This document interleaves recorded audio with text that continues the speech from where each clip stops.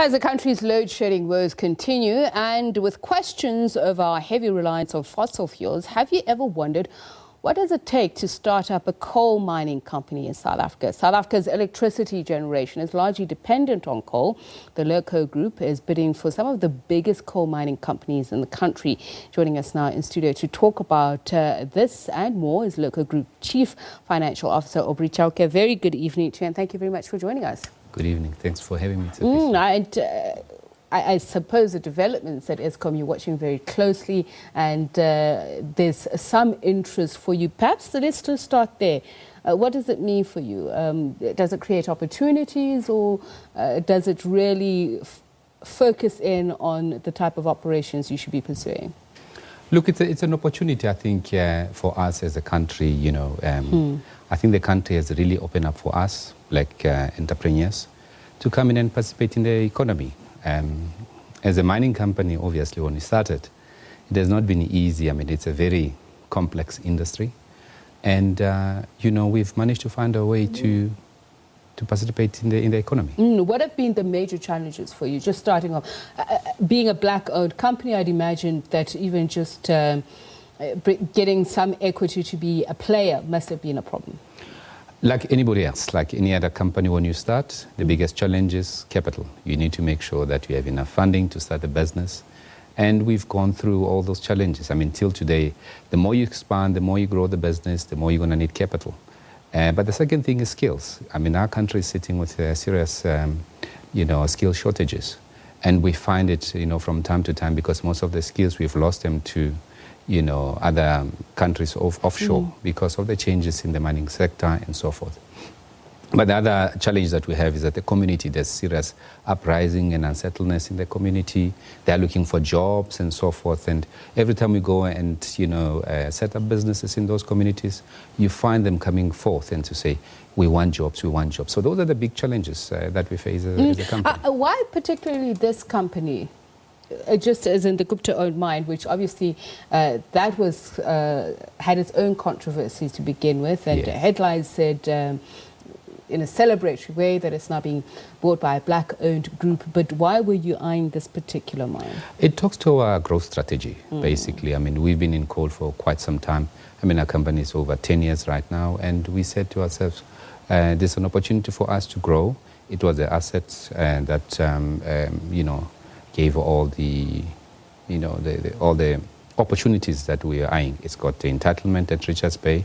It's got a very huge reserve, which we think, we can exploit to supply Eskom, being one of the, major users of coal. But other than that, sometimes we tend to think it's only Eskom, but we also have other users of coal, in the country. But so you've been looking at this particular mine, I believe, for just under 2 years, and you've employed what you say are credible and reputable partners. Who's coming into business with you, and what skill set do they bring? There is obvious major companies that are over 100 years experience. We've gone to them to actually help us to look at their asset. We've done extensive due diligence so that we know that we're buying what we're buying into. But I think second to that, we've also looked at partnering with the state, because we felt that we still need government, to partner with. Out there, people know that we're looking at Central Energy Fund and AEFMC, which is one of the subsidiaries of government, to go into partnership with them to acquire this asset, because we're going to need government, to work with. I think we are in an era where government, as well as private sector, has to start working together to solve South African problems. And government cannot do it alone. And we said to ourselves, we are South Africans, we love our country. And you made quite some promises in the bid for the mine. One was that you are going to continue in the supply of energy, but also saving jobs. Have you been able to do that? Look, at this stage, we bid for Korenfontein. There were some few challenges, which, eventually ended up in court. And we're also looking at bidding for Optimum. I believe there's a meeting set up for Tuesday where the creators are going to vote. To an extent that we voted as a winning bidder, we will keep our promise. What makes you so confident that you will be able to? I think we're well positioned in terms of our bid. We're coming up with government. We've raised capital, which some people are struggling to. Which is a 500 million rand price tag on. So there's two. The Korenfontein, we've put 500 price tag, but what we raise the funds offshore. And one of the challenges that we've had is that as soon as we were awarded as a bidder, we were told that we have to bring the money into the country within 5 days. Yes, which is what I was going to ask. Have you been able to meet that deadline? So we were not able to meet the deadline because in South Africa, we have to go through the Reserve Bank. It takes at least 6 weeks to bring the money offshore. And we felt that it's an impossible task to achieve, and hence we approached the courts for relief. Okay. So now let's just talk about some of the challenges that you are just as a mining operation. Mining, just with regards to the approach, is changing globally. There's a need, some say, of mining more. Is it deeper or is it more at the surface? I just can't remember which part is it. So how are you going to be able to meet those challenges? Mining is complex by its nature. And, before you mine, you have to do what we call exploration. You have geologists that will tell you how complex it is to mine and so forth.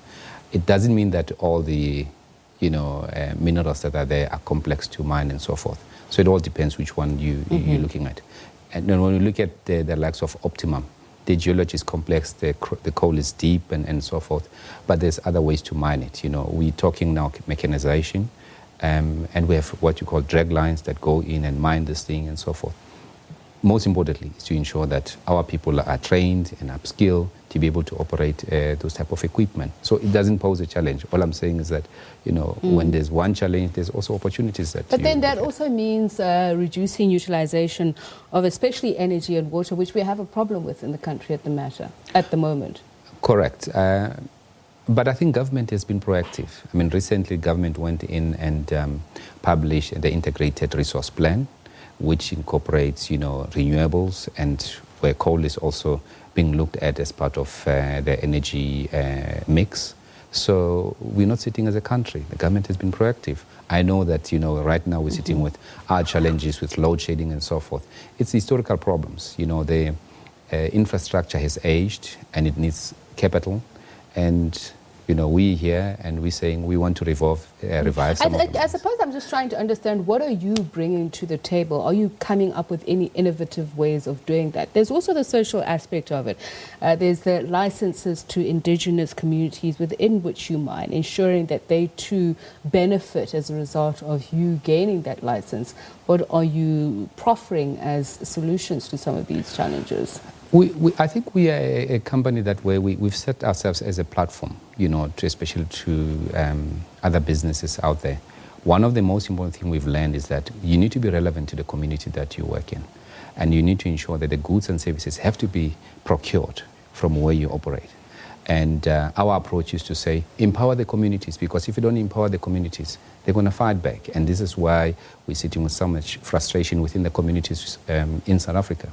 And our approach is to say, instead of running the business where you employ thousands and thousands of people, create small businesses that can supply those goods and services. Does that also mean you will include them in mitigating the environmental factors? Because that's also a major problem.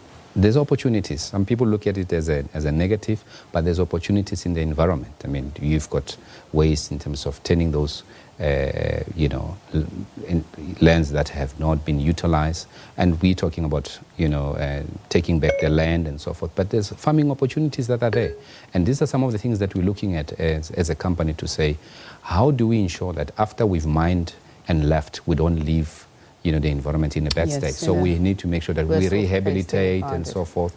And there's farming opportunities that are there. And that's some of the strategies that we bring on the table. Right. Thank you very much for speaking to us and sharing with us your experience. Aubrey Chauke is Chief Financial Officer at the Lurco Group, a black-owned mining company in the process of acquiring some of the biggest coal mines in the country.